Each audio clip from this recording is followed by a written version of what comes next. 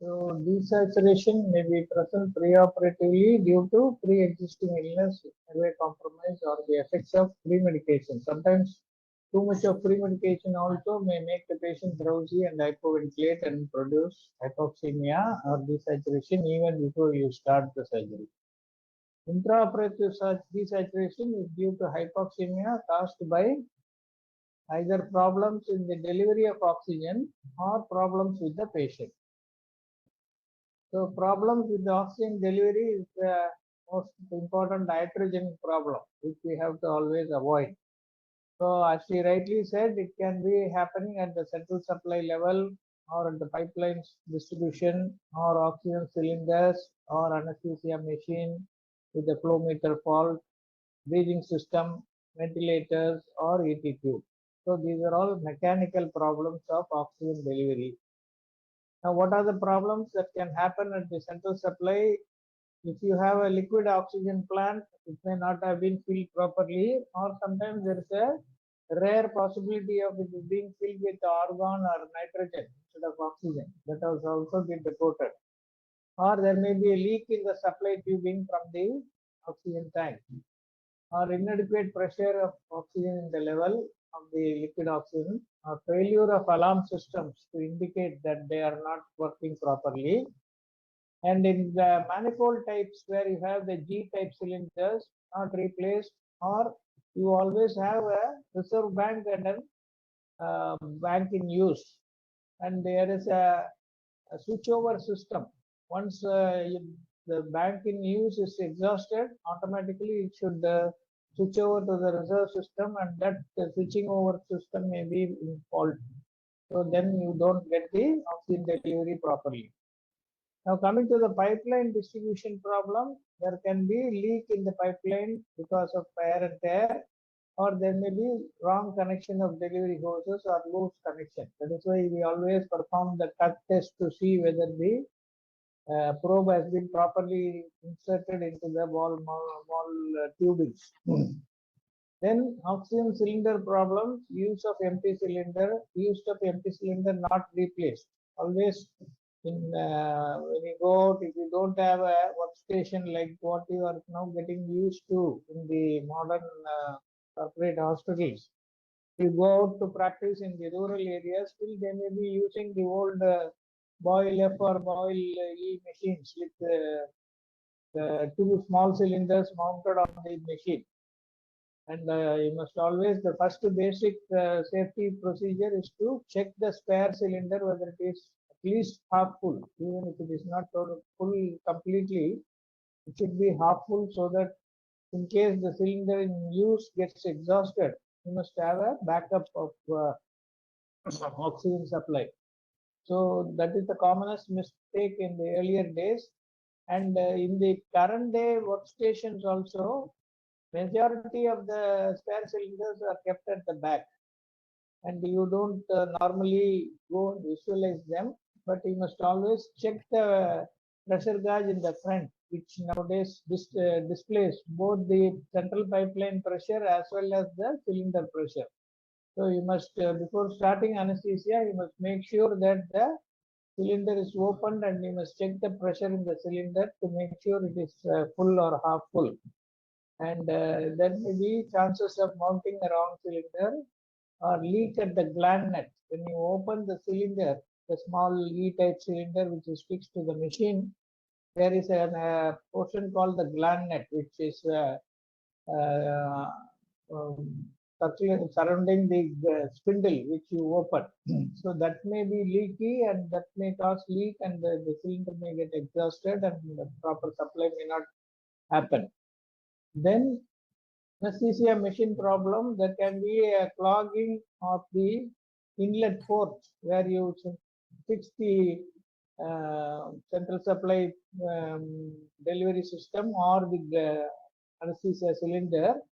The small nipple-like thing which is in the hanger yoke assembly, that might be clogged or blocked, and there may be a leak in the pressure regulators which reduce the pressure from the higher level to the lower level.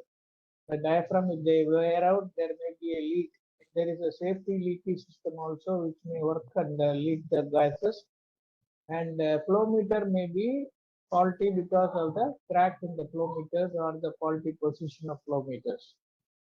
Now coming to the breathing system, loose connections or disconnection, peaking or foreign body inside. There have been reports of some foreign material getting into the breathing systems and blocking the inspiratory or expiratory limb in the two-way Y-piece, or the breakage of inner tubing in the vein circuit. All these things have been reported, so you have to check all those things. Then ventilator problems may be because of inadequate tidal volume, the spirit rate not properly set, or bellows may be torn, or the outer case may have a crack. All these things may produce a silent leak and deliver inadequate oxygen. Then ET tube problems, it can be mainly common thing endobronchial intubation, especially in pediatric case as a trainee or a novice. Normally, your enthusiasm to seeing the glottis, you always try to push the tube too much into the right main bronchus or left main bronchus in pediatric cases. So you must always check the length that you have introduced.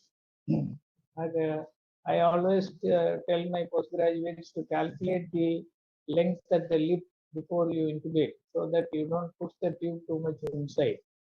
So, Sonakshi, do you know what is the formula to use for a pediatric case? How much length to be introduced into the trachea? How do you calculate the length of the endotracheal tube? Are you able to hear me, Sonakshi? Yes, sir. Yes, sir. What is the formula to use pediatric patients? Age by 2 plus 12. Huh? Half the age plus 12 centimeters. Okay, you must always say the unit also, because for selection of the size of the tube, age by 4 plus 4 millimeters of millimeters. Okay, that Yes. is the size. For example, a 2-year-old child, 2 by 4 plus 4, 4.5 mm internal diameter is the size of the tube. But for a 2-year-old child, 2 by 2 is 1 plus 12, 13 centimeters is the length at the lip, because children sometimes may not have the incisor tooth level. So at the lip level, you can push the tube up to 13 centimeters. So if you calculate and keep it in your mind before you intubate a child, if you want to become a pediatric anesthetist, you always remember this formula, and consciously don't introduce the tube more than that length. Then you will not make a endobronchial intubation. Wrong faulty esophageal intubation, blocked ET tube, secretions, blood tissue, especially if you do a nasal intubation in children, adenoids can be scooped out and blocking the tube. There may be kink, especially when you do a facial-maxillary surgery. If you don't use the nasal ray tube, the ordinary tube or the hexametal tube that you use may be acutely bent and get kinked and get blocked. All these things can produce hypoxemia. Now coming to the problems with patient usually can hypoventilate due to the narcotic, the TIVA that you give, or the inhalation agent, and have an inadequate minute volume delivery during low flow, or inadequate mask fit during pre-oxygenation, laryngospasm in children, difficult intubation, aspiration, especially in elderly patients. In the induced GA, they quietly aspirate, and that may cause a bronchospasm and hypoxemia. Pulmonary edema, inadequate oxygen percentage in the mixture, all these things are the causes. Then increased airway resistance due to again endobronchial intubation, tube migration, or bronchospasm, or ET tube obstruction. Then reduction in FRC, as in obesity, Trendelenburg position, hemobritonium, and pregnant patients. Atelectasis due to retractors, abdominal packs, or lateral position. Diffusion defects due to smoking or existing alveolar fibrosis. Intracardiac or intrapulmonary shunt acid may happen in tracheoesophageal fistula, pathology of Fallot or Eisenmenger syndrome, or inhibition of HPV. And pneumothorax due to barotrauma or central line placement under anesthesia. And the patients who are obese, pregnant, infants, and elderly, they all desaturate faster because of low FRC. Laparoscopic and thoracoscopic surgeries may cause desaturation because of CO2 in circulation. And surgeries where one lung ventilation is practiced also causes desaturation.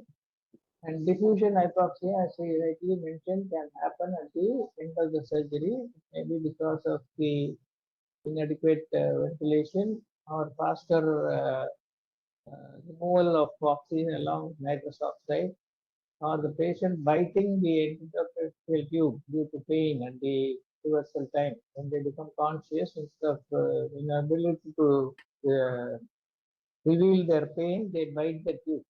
That may be the cause for hypoxemia, and even cardiac arrest have been reported.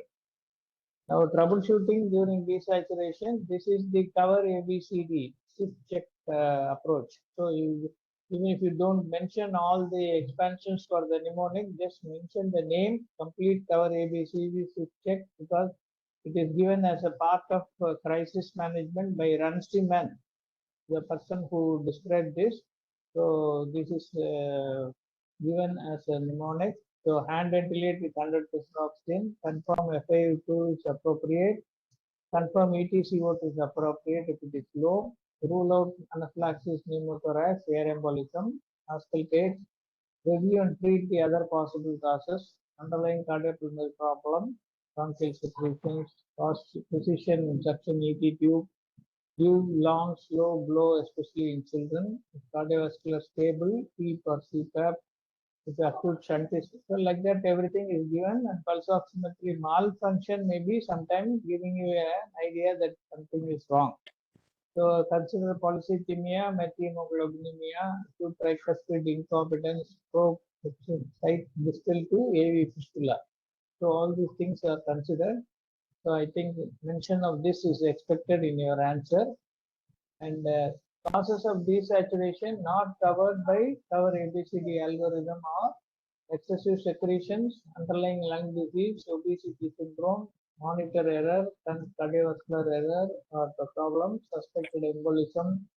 And there have been reasons sometimes which could not be attributed, and patients can become desaturated, and these things revert by themselves because there is no cause that could be made out. Sometimes that also has happened, and automatically patients have reverted back to their normal situation. So these are the things. And if you want to give it as a flow chart, you can expose the chest, all the airway connections, give 100% oxygen, hand ventilation, confirm FiO2, confirm ET2 position. These are all the primary things that you do. And if the ventilator pattern, which is correct, you get the graphics nowadays, see whether it is normal, find any leak, decrease in FRC, hyperventilate with heat, absorption of cases, you try to do decrease the FiO2 and remove secretions, or for other acute cases, you will start to lung recruitment maneuvers. Increase airway secretions, you can deepen the anesthesia, you can give bronchodilators, or give volatile anesthetic agent, and then aminophylline infusion. And if there is a cardiovascular cause for the desaturation, like hypovolemia, you can think of IV fluids blood, or increase oxygen demand, give 100% oxygen, pneumothorax ICD, methemoglobinemia, methylene blue can be given. And prevention of this is by proper anesthesia machine checkup, use of oxygen pressure failure alarm, hypoxic guard, oxygen proportion. These are all mechanical causes to be avoided.